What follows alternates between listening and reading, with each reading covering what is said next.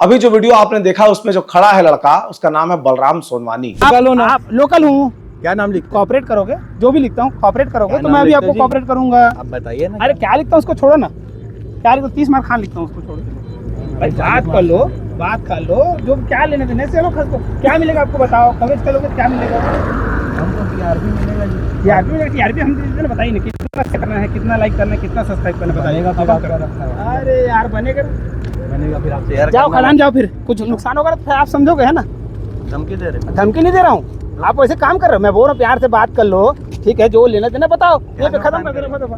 कितना सब्सक्राइबर बढ़ा लोगे वीडियो बना के? कितना सब्सक्राइबर बढ़ा लोगे? कितना गोली मार लो यार कितना सब्सक्राइबर बढ़ा लोगे आप बताओ? कितने पत्रकार मार कितने लोगे? सब्सक्राइबर? आप बोल रहे हो ना नुकसान होगा, कितने गिरा दोगे? अरे भाई तो आपको कितना सब्सक्राइबर बढ़ा लोगे बताओ, कितना सब्सक्राइबर बढ़ा लोगे आप? आ जाएंगे वीडियो बना के कितना सब्सक्राइबर बढ़ा लोगे?